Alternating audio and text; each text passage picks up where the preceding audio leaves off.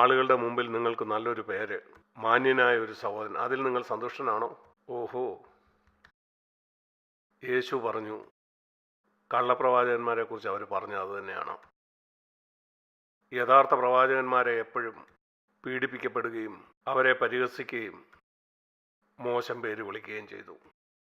നിങ്ങൾ ദൈവത്തെ പ്രസാദിപ്പിക്കുമ്പോൾ ഓർത്തിരിക്കുക, ഈ മുഴു ലോകം, ഈ ലോകത്തിൻ്റെ ആത്മാവ് ആ ദൈവത്തിന് എതിരായിട്ടുള്ളതാണ്. ഈ ലോകം നിന്നെ പുകഴ്ത്തുകയോ ബഹുമാനിക്കുകയോ ചെയ്യില്ല.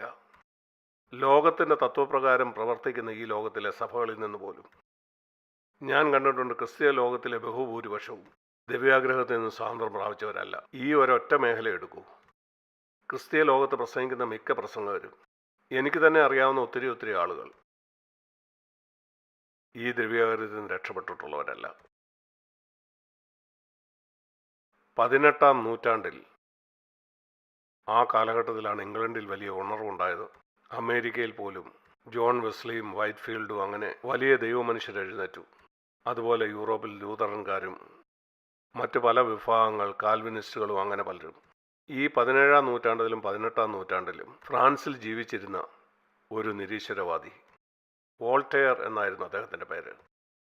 അവൻ വളരെ ബുദ്ധികൂർമ്മതയുള്ള തത്വജ്ഞാനിയായിരുന്നു, വളരെ ബുദ്ധിയുള്ള ഒരു മനുഷ്യൻ.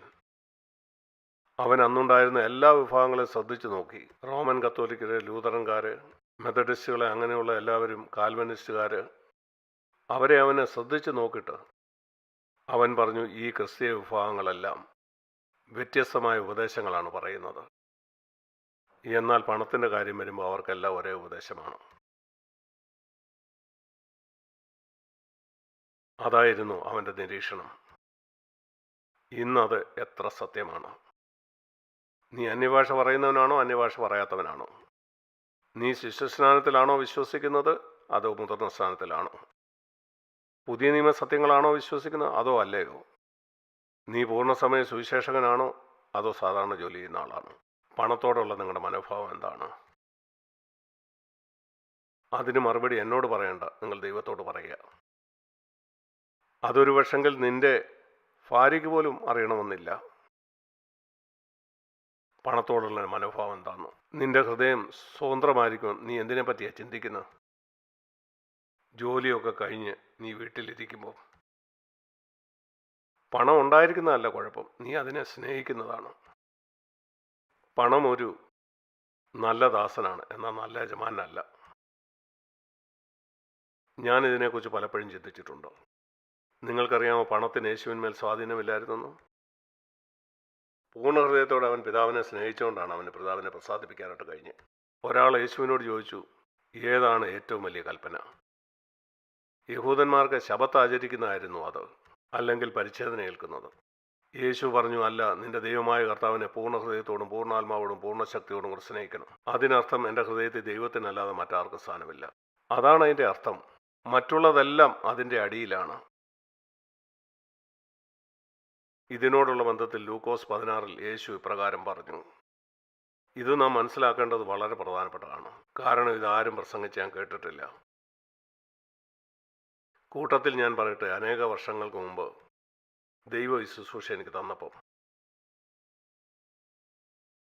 അവൻ്റെ വചനം പ്രസംഗിക്കുന്ന ശുശ്രൂഷ, അവൻ്റെ ആണിപ്പാടുള്ള കരങ്ങൾ അവൻ എൻ്റെ തലമേ വെച്ചു. അവൻ്റെ വചനം പഠിപ്പിക്കാനുള്ള അഭിഷേകം അവൻ എനിക്ക് തന്നു.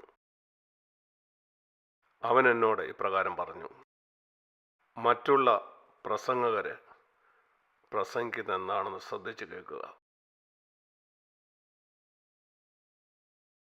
എൻ്റെ വീട്ടിൽ കേബിൾ ടെലിവിഷനോ അങ്ങനെയൊന്നും ഉണ്ടായിരുന്നില്ല.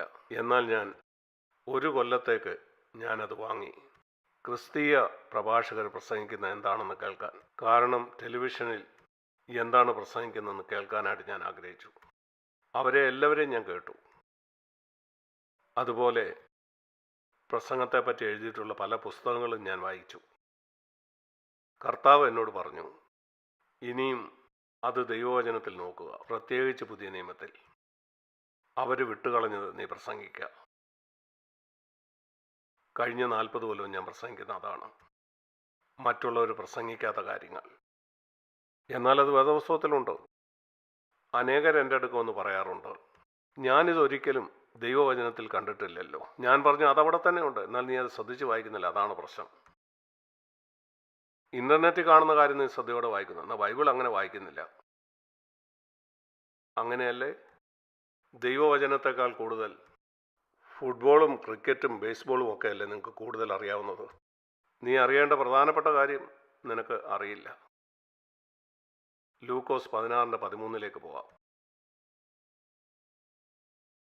2 യജമാനന്മാരെ സേവിപ്പാൻ ഒരു ഭൃത്യനും കഴിയില്ല, അതെല്ലാവർക്കും അറിയാം.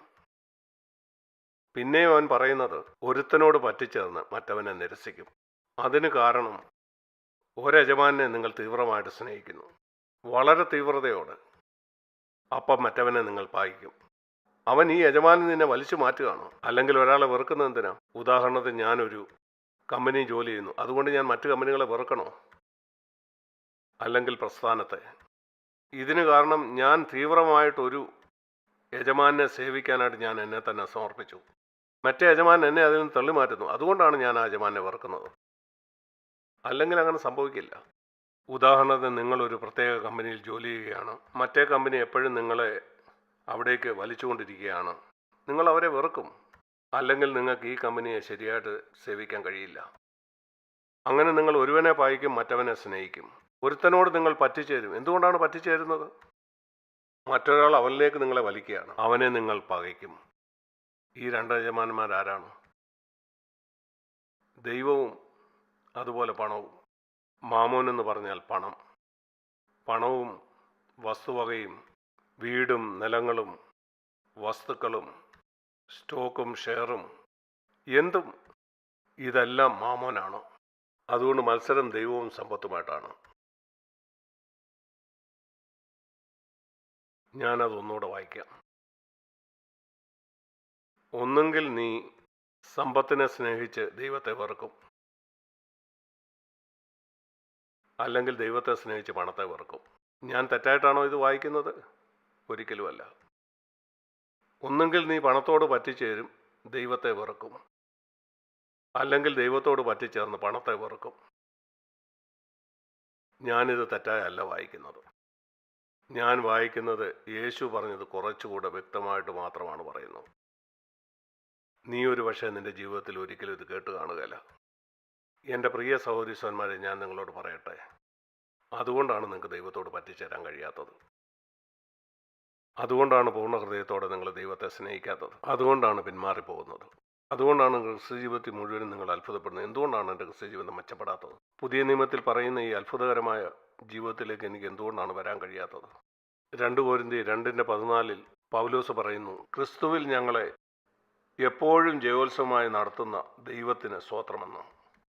ഇപ്രകാരമുള്ള ഒരു ജീവിതം, ആഴ്ചയുടെ 7 ദിവസം 24 മണിക്കൂറും ജയത്തോടെ ജീവിക്കാൻ കഴിയുന്നൊരു ജീവിതം, ഒരിക്കലും കോപിക്കാതെ 365 ദിവസവും എൻ്റെ ഭാര്യയോടൊപ്പം ജീവിക്കാൻ കഴിയുന്ന ഒരു ജീവിതം എനിക്ക് സാധ്യമാണോ? ഒരിക്കലും പെറുപെറുക്കാതെ, പരാതിപ്പെടാതെ, ഒരിക്കലും ശബ്ദമുയർത്താതെ, നിരാശപ്പെടാതെ അങ്ങനെ ഒരു ജീവിതമുണ്ടോ? ഞാൻ പറയും ഉണ്ടെന്ന്. അനേക വർഷങ്ങളായിട്ട് ഞാൻ അങ്ങനെയാണ് ജീവിക്കുന്നത്. ഞാനൊരു പരാജയപ്പെട്ട വിവാഹിതനായിരുന്നു. ഞാൻ അടിക്കുകയോ ബഹളം ഉണ്ടാക്കുകയോ ചെയ്തിട്ടില്ല, എന്നാൽ എനിക്ക് കോപം ഉണ്ടാകുമായിരുന്നു. എന്നാൽ അത് പോയി. ദൈവത്തിന് മുമ്പാകെ ഞാൻ പറയുന്നു, അത് പോയി, എന്നേക്കുമായിട്ട് പോയി. യേശുവിന് അത് എൻ്റെ ജീവിതത്തിൽ ചെയ്യാൻ കഴിയുമെന്ന് ഞാൻ വിശ്വസിച്ചു. എന്നെപ്പോലെയുള്ള ഒരു അരിഷ്ടൻ്റെ ജീവിതത്തിൽ ദൈവത്തിന് ചെയ്യാൻ കഴിയുമെങ്കിൽ നിൻ്റെ ജീവിതത്തിൽ ചെയ്യാൻ കഴിയും. നിങ്ങളുടെ ജീവിതത്തിൽ പിശാചിന് ഒരു മാനവും മഹത്വവും ലഭിക്കരുത്. പൂർണ്ണ ഹൃദയത്തോടെ നിങ്ങളിത് തീരുമാനിക്കുക. ദൈവം മാത്രമേ എൻ്റെ ജീവിതത്തിൽ മഹത്വപ്പെടുകയുള്ളൂ. നിന്റെ ഭാര്യ എങ്ങനെയാണെന്നോ നിന്റെ ഭർത്താവ് എങ്ങനെയാണെന്നോ ഉള്ളതല്ല വിഷയം. അത് പൂർണ്ണമായിട്ട് നിന്നെ ആശ്രയിച്ചിരിക്കുന്ന കാര്യമാണ്. ആർക്കും പറയാൻ കഴിയത്തില്ല, ഓ എൻ്റെ ഭാര്യ മോശമാണ്, അല്ലെങ്കിൽ എൻ്റെ ഭർത്താവ് മോശമാണ്. അല്ലല്ലല്ലല്ല. അത് ആ 6 ലക്ഷം ഇസ്രായേൽ മക്കൾ പറഞ്ഞതുപോലെയാണ്. ഈ മല്ലന്മാർ വളരെ ശക്തരാണ്, നമുക്ക് അവരെ ഒരിക്കലും ജയിക്കാൻ കഴിയില്ല. സർവശക്തനായ ദൈവത്തിന് എന്നെ സഹായിക്കാൻ കഴിയില്ലേ? ഇങ്ങനെ നമുക്ക് ജീവിക്കാൻ കഴിയില്ലെന്ന് പറഞ്ഞ് ദൈവത്തെ നാം എന്തുകൊണ്ടാണ് അപമാനിക്കുന്നത്? കാരണം എൻ്റെ സാഹചര്യം വളരെ മോശമാണ്. സായിക് ബ്രദറെ, സഹോദരനറിയത്തിൽ എൻ്റെ ഓഫീസ് അത്ര ബുദ്ധിമുട്ടുള്ളൊരു സ്ഥലമാണെന്ന്. അത് അങ്ങനെ തന്നെ ആയിക്കോട്ടെ. അവർ കനാലിലെ മന്നന്മാരെ പോലെ ആയിരിക്കാം. യോശുവയും കാലേബിനെ പോലെ ദൈവശക്തിയാൽ ഞങ്ങൾ അതിനെ കീഴടക്കുമെന്ന് പറയുക. യേശുവിൻ്റെ നാമത്തിൽ അതിനെ ജയിക്കാൻ കഴിയും. നാം ജയാളികളാകും. എല്ലായ്പ്പോഴും ഞങ്ങളെ ജയത്തോടെ നടത്തുന്ന ദൈവത്തിന് സ്തോത്രം. ഈ വചനം എടുത്തുകൊണ്ട് പറയുക, ദൈവം പറഞ്ഞത് എൻ്റെ ജീവിതത്തിൽ സത്യമാകും. നിന്നെ പ്രസാദിപ്പിച്ചുകൊണ്ട് ജീവിക്കാൻ കഴിയുമെന്ന് ഞാൻ വിശ്വസിക്കുന്നു.